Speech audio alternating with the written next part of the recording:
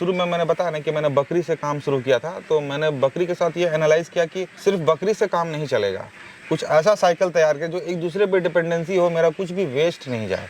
इनके रहते यहाँ पर कोई आ नहीं सकती, ये बहुत ज़्यादा खतरनाक हो जाते हैं, बहुत ज़्यादा एग्रेसिव हो जाते हैं। कोई बाहर का आदमी अगर आया तो बत्तख जो खाना खाती है वो वेस्टेज पानी में छोड़ते हैं, वो वेस्टेज मछली का खाना बन जाता है। अगर मुनाफे की बात करें तो हमारा जैसे कि ज़मीन है 1 एकड़ से भी कम ज़मीन है, तो इसमें जो हम मैक्सिमाइज मुनाफा ले सकते हैं वो हम कर रहे हैं। जैसे इसमें गाय हो गया, बत्तख हो गया, मछली हो गया, मुर्गा मुर्गी हो गया, तो मिला जुला के अच्छा 15 से 20 लाख का प्रॉफिट सालाना हो जाता है। एक गाना बहुत फेमस चला था, बीए करके बकरी चरावा था, तो मेरे ऊपर भी लोग ऐसे ही तंज कसते थे। अभी भी किसी का मुंह हम लोग पकड़ नहीं सकते, अभी भी लोग बोलने का बोलते, लेकिन मैं उन पर ध्यान नहीं देता हूँ। मैंने अपना सिर्फ काम पे ध्यान दिया है, लोगों से मुझे कोई मतलब नहीं। और आज की डेट में मेरा बिजनेस चल रहा है, वो भी उन लोगों से नहीं चल रहा है, मेरे मेहनत से चल रहा है।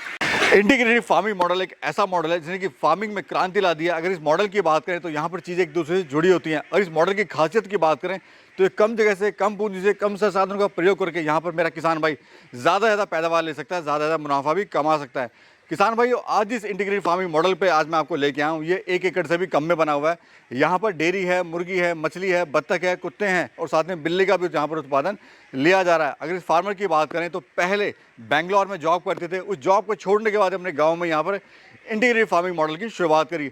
तो किसान भाई, आज की इस वीडियो में हम आपको मिलाने वाले उस फार्मर से और बताएंगे किस तरह से इंटीग्रेटेड फार्मिंग मॉडल कर रहे हैं। अगर आप इंटीग्रेटेड फार्मिंग मॉडल करना चाहते हैं तो कैसे इस मॉडल की शुरुआत कर सकते हैं। तो चलिए फटाफट से आपको मिलाते हैं पुरुषोत्तम जी से। भैया नमस्कार। नमस्कार भैया, आपका बहुत बहुत स्वागत है हमारे गांव बिहार में। आप इतनी दूर से चल के आए हैं दिल्ली से हमारे गांव में, हमें तो बहुत अच्छा लग रहा है जी। शुक्रिया शुक्रिया शुक्रिया। तो मौका मिला है आप लोगों का वीडियो शूट करने का, ये भी हमारी किस्मत है कि हम दिल्ली से बिहार आए हुए हैं। तो भैया थोड़ा सा अपने इस फार्म की लोकेशन और अपनी जर्नी के बारे में थोड़ा बताइए। मेरा इस फार्म का लोकेशन बिहार में खगड़िया जिला, गांव हमारा पसरा है, और ये एरिया लक्ष्मणिया के नाम से इसको जानते हैं जी। और थोड़ा अपनी जर्नी के बारे में बताइए। मैंने एक्चुअली ग्रेजुएशन कर रखा है। मैंने बैंगलोर से BCA का ग्रेजुएशन किया, फिर वहाँ पर 2 साल नौकरी किया, तो वहाँ का भागम भाग दौड़ भाग की ज़िंदगी से परेशान होकर मैंने सोचा कि मैं अपना ही काम करूँगा। कि मेरा पहले से शौक था कि ऐसा कुछ करना ही है, मेरे को सपने भी आते थे कि मैं ऐसा कुछ कर रहा हूँ, तो मैं वही कर रहा हूँ एक्चुअली में भी। जी जी। कितनी साल आपने बेंगलोर में जॉब करी? 2 साल सर। 2 साल हाँ। में आपने जॉब करी, फिर वापस अपने गांव वापस आ गए। तो सर गांव में जब आने का आपने फैसला किया तो इंटीग्रेटेड फार्मिंग मॉडल की तरफ आपका कैसा रुझान हुआ? मैंने जब शुरू में मैंने बताया ना कि मैंने बकरी से काम शुरू किया था, तो मैंने बकरी के साथ ये एनालाइज किया कि सिर्फ बकरी से काम नहीं चलेगा, कुछ ऐसा साइकिल तैयार किया जो एक दूसरे पे डिपेंडेंसी हो, मेरा कुछ भी वेस्ट नहीं जाए।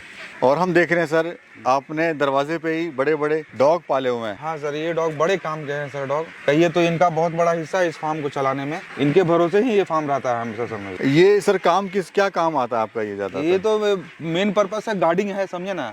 इनके रहते यहाँ पर कोई आ नहीं सकती, ये बहुत ज्यादा खतरनाक हो जाते हैं, बहुत ज्यादा एग्रेसिव हो जाते हैं। कोई बाहर का आदमी अगर आया तो, अगर हम मौजूद नहीं है तो ये एग्रेसिव है, समझिए। हम देख रहे थे दिन में आपने सर ये कुत्तों को चारों कोनों पे आपने बांधा हुआ था स्पेशली। हाँ, वो बाहर से मतलब भेड़ी क्या बोलते हैं, लोमड़ी हो गया, बिज्जी नेवला हो गया, और जंगली बिल्ली हो गया। अभी फसल का लगा हुआ है ना वो चारों साइड में, तो वो लोग को छिपने का आराम से अच्छा जगह रहता है। वो लोग छिप के शिकार करने का ताक में, कब बत्तख यहाँ से निकले चाहे मुर्गी बाहर हो और उसको हम पकड़ ले, तो उन्हीं से बचाने के लिए ये सबको रखे हुए हैं जी। ये उनको आसपास नहीं भटकने देते हैं, यानी एक सिक्योरिटी का काम करते हैं। बहुत अच्छा सिक्योरिटी भैया।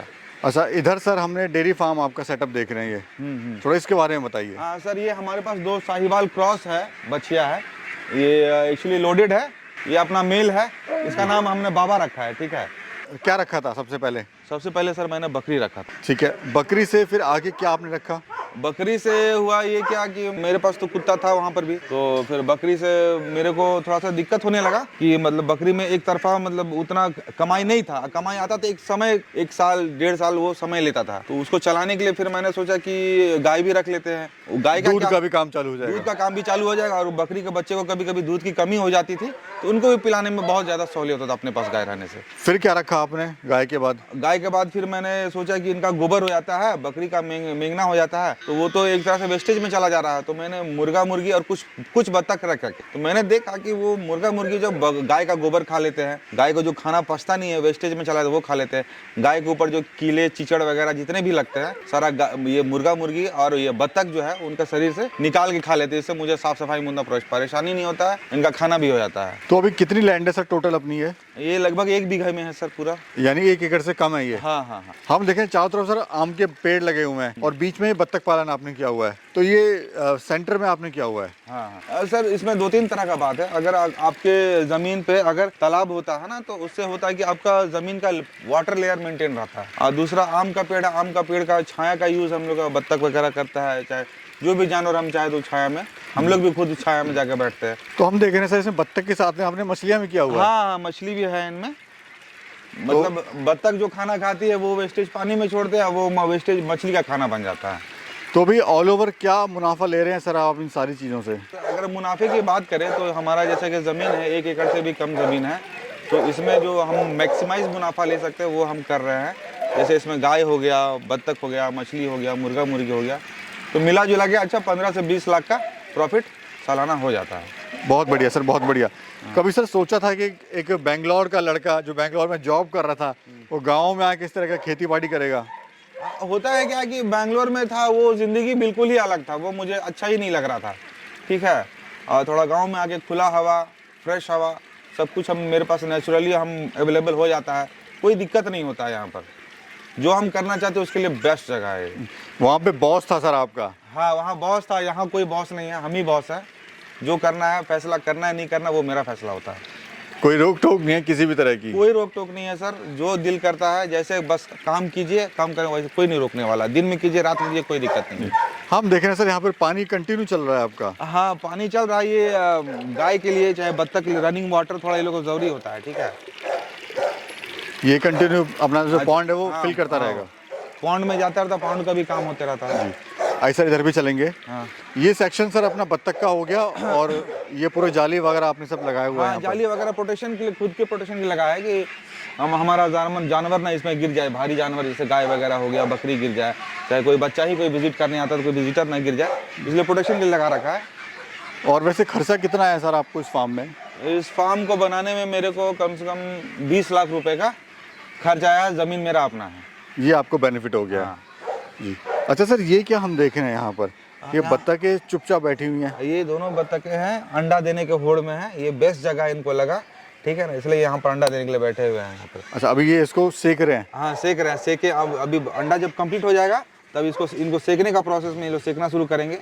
24 से 25 दिन तक सेकेंगे, उसका बाद उसमें से बच्चा आ जाएगा नेचुरली तरीके से? नेचुरल तरीके से। ये जो सर अपनी बत्तखें हैं ब्रीड कौन सी है? ये अपना खाकी कैम्बल ब्रीड है। बेसिकली इसको हम लोग अंडा के लिए रखते हैं और मीट पर्पज से भी इनका यूज़ होता है। तो ये अंडे वगैरह कितना देती हैं साल में?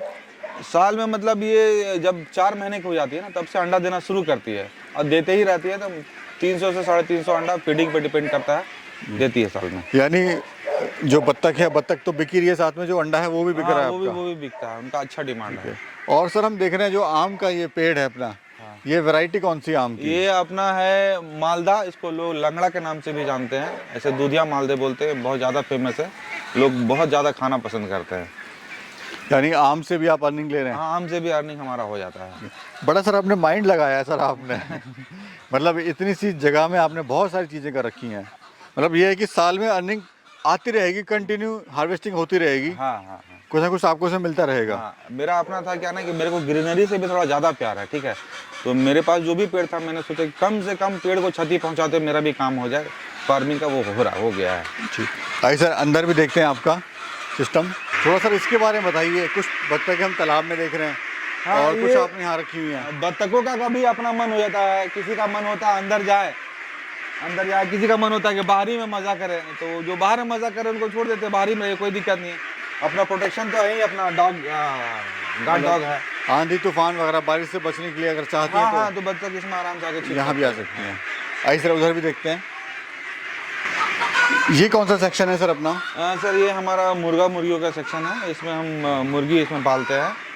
तो बेसिकली हम सोनाली ब्रीड पे काम करते हैं, ठीक है ना। सोनाली ब्रीड कमर्शियल पर्पस के लिए बहुत अच्छा होता है। तो ये अंडे के लिए रखे हो आपने या फिर मीट वगैरह के मीट लिए? पर्पस के लिए मेनली है, लेकिन अब रह गए हैं कुछ दिन, तो अंडे भी दे रहे, तो उनसे भी अंडा भी मैं बेच लेता हूँ इनका। ठीक है, तो अंडा वगैरह आना स्टार्ट हो गया है? हाँ, अंडा आना स्टार्ट हो गया है। तो अंडा वगैरह कितने का जा रहा है? 15 रुपये का एक अंडा सर सेल करते हैं अभी।